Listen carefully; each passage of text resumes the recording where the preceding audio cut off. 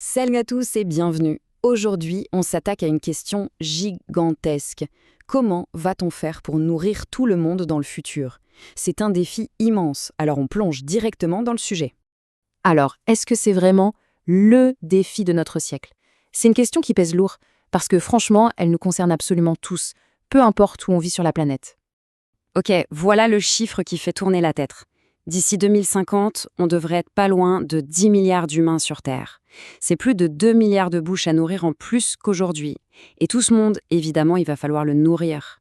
Et ça donne un peu une idée de l'ampleur de la tâche.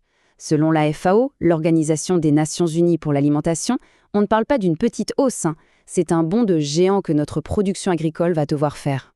Face à ça, il n'y a pas de solution miracle. En gros, il y a deux grandes idées, deux stratégies qui s'affrontent pour savoir comment on va s'y prendre. D'un côté, on a l'agriculture intensive. Là, l'idée est simple. On mise tout sur la technologie pour produire un maximum. On pense rendement, efficacité. Et de l'autre, l'agroécologie. Là, c'est une autre histoire. On cherche à bosser avec la nature pour produire de façon plus durable. Vraiment deux philosophies complètement différentes. Ok, zoom sur le modèle intensif. L'objectif, il est hyper clair. Faire le plus de rendement possible sur chaque hectare de terre. Pour ça, on sort l'artillerie lourde. Grosses machines, produits chimiques, drones. Résultat, ça produit énormément. Mais, et c'est un gros mais, tout ça, c'est ultra dépendant du pétrole et de l'industrie chimique. Justement, on entend souvent parler d'intrants. Mais c'est quoi au juste? Eh bien, un intrant, c'est tout ce qu'un agriculteur va rajouter dans son champ et qui n'y est pas à l'origine. Ça peut être des engrais pour nourrir le sol, des pesticides pour tuer les nuisibles. Bref, c'est un peu le dopage du champ pour qu'il produise plus vite et plus fort. Allez, on passe à l'autre modèle, l'agroécologie. Là, on change complètement de philosophie. On essaye d'imiter ce que fait la nature, d'utiliser beaucoup moins de chimie, de vraiment prendre soin des sols. Pour l'environnement, c'est top. Le gros défi, par contre, c'est que les rendements sont souvent plus bas. Et ça soulève une question super importante. Si on produit moins sur la même surface, est-ce qu'on ne risque pas de devoir défricher plus de terre ailleurs? Cette phrase d'un ancien président brésilien, elle illustre bien une idée qui peut paraître simple. Si on manque de terres agricoles, il suffit d'aller en chercher là où il n'y a personne. C'est ce qu'on appelle les fronts pionniers. Sauf que, voilà, ces terres sans hommes, en réalité, elles sont tout sauf vides. Ce sont souvent des forêts primaires, des savanes, des écosystèmes incroyablement riches. L'expansion agricole, c'est la cause numéro 1 de la déforestation dans le monde. Le risque, c'est de raser ces paysages, et ça, c'est pour de bon.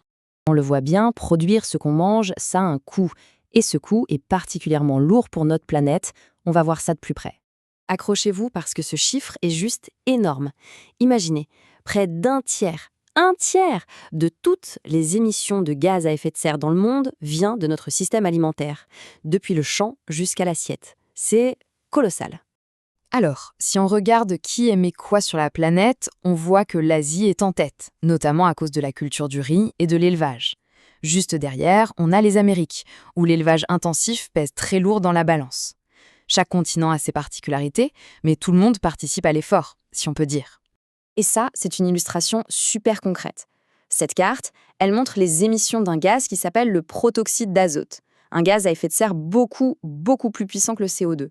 Il vient principalement des engrais azotés, utilisés massivement dans l'agriculture intensive. On voit très bien les zones les plus touchées. Donc, pour faire simple, d'où viennent ces émissions?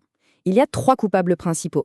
La fabrication des engrais, la déforestation pour gagner des terres, et le numéro 1, de très loin, c'est l'élevage. Et ça nous amène justement à une question cruciale. Parce qu'en fait, la solution, elle n'est peut-être pas seulement dans les champs. Elle pourrait bien se trouver, juste là, sous notre nez, dans notre assiette. Le fait est là, dans le monde, on n'a jamais mangé autant de viande. Et cette demande qui explose, eh bien, elle pousse à produire encore et toujours plus, et donc à cultiver des surfaces immenses, pas pour nous, mais pour nourrir les animaux qu'on élève. Un tiers, c'est fou, non? Un tiers de toutes les terres qu'on cultive dans le monde ne sert pas à faire pousser nos légumes ou nos céréales, mais à faire pousser du maïs ou du soja qui vont directement nourrir le bétail. C'est juste une part énorme de nos terres agricoles. Là, la comparaison est sans appel. Pour faire 1 kilo de bœuf, on a des émissions de gaz à effet de serre qui s'envolent. Et juste à côté, 1 kilo de lentilles. L'impact est minuscule. La différence est spectaculaire. Clairement, toutes les protéines ne se valent pas quand on parle de climat. La chaîne de cause à effet, elle est hyper simple en fait. 1. On mange plus de viande. 2. Du coup, il faut plus de terre pour nourrir les bêtes. 3. Le résultat, c'est plus d'émissions de gaz à effet de serre. C'est un cercle vicieux. Bon, on arrive au bout. On a vu les deux modèles, leurs impacts, le rôle de ce qu'on mange. Alors, vers quoi on se tourne? Ce tableau résume super bien le choix qu'on a. D'un côté, le modèle intensif, qui nous dit on va produire plus avec la tech, mais son gros point noir, ce sont les émissions. De l'autre, l'agroécologie, qui vise à produire mieux avec la nature, mais où le challenge, c'est d'assurer les rendements. Le succès du premier repose sur l'innovation, le succès du second, eh bien, il repose sur nous, sur notre capacité à changer nos assiettes. Et c'est ça le point le plus important. Les experts sont d'accord. Techniquement, on sait faire. On a les moyens de nourrir tout le monde. Le vrai blocage n'est pas technique. Il est politique, il est social. C'est un vrai choix de société. Quel futur on veut pour notre agriculture? Et au fond, la question qui reste, c'est peut-être celle-là. Est-ce que la solution est à chercher du côté des champs ou est-ce qu'elle est en fait dans notre assiette? La question reste ouverte et la réponse, d'une certaine manière, c'est à nous tous de la construire. Merci d'avoir été là.